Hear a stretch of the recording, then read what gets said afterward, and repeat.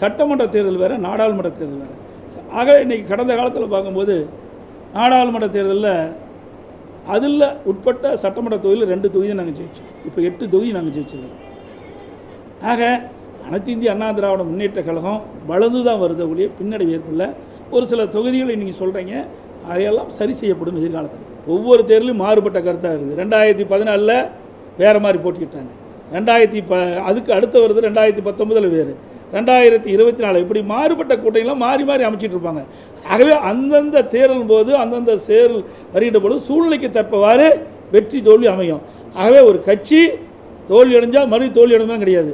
நீங்கள் 1991 திமுக 2 இடம் தான் வந்தது, புரியுதுங்களா? 1996 அண்ணா திமுக 4 இடம் தான் வந்தது. ஆக திமுக அழிஞ்சு போச்சா? அது அண்ணா திமுக அழிஞ்சு போச்சா? அதெல்லாம் கிடையாது.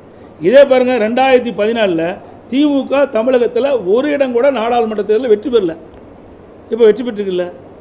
ஆக அவ்வப்போது மாறி மாறி தான் அரசியல் வரும். அதுக்காக இந்த பின்னடைவு என்பதெல்லாம் வேண்டுமென்றே திட்டமிட்டு பரப்புகின்ற ஒரு பொய்யான செய்தி. இந்த கருத்து தான் சொல்லியிருக்காரு அவர்.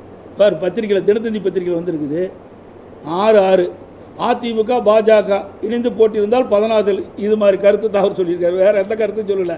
இந்த பத்திரிகையில் வந்த செய்திகளை ஊடகத்தில் கேட்குறீங்க, அது சொல்லியிருக்கிறாங்க. அது உங்களுக்கு விறுவிறுப்பான செய்தி வேணும், பத்திரிகையிலையும் ஊடகத்திலையும் திரிச்சு போடுறீங்க. அதுதான் இந்த பத்திரிகை வந்துருக்கு பாருங்கள்.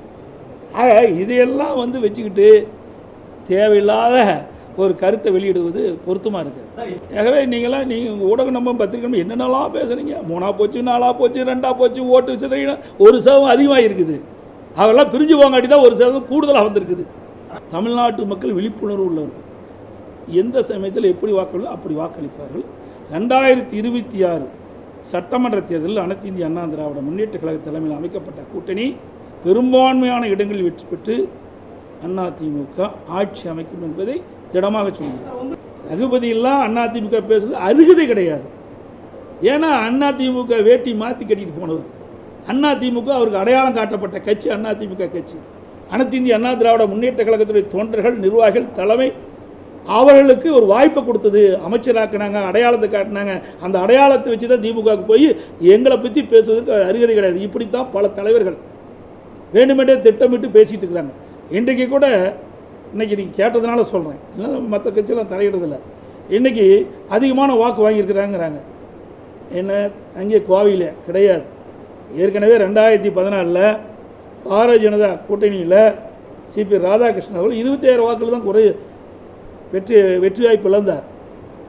2014 பாரதிய ஜனதா தலைமையில் ஒரு கூட்டணி அமைச்சிருந்தாங்க. அதில் 27 வாக்குகள் தான், அந்த விட குறைவாக தான் வாக்கு வாங்கியிருக்காங்க. அந்த சதவீதத்தை பார்த்தீங்கன்னா இப்போ இருக்கிற அண்ணாமலை அவர்கள் குறைவான வாக்குகள் தான் பெற்றிருக்காங்க.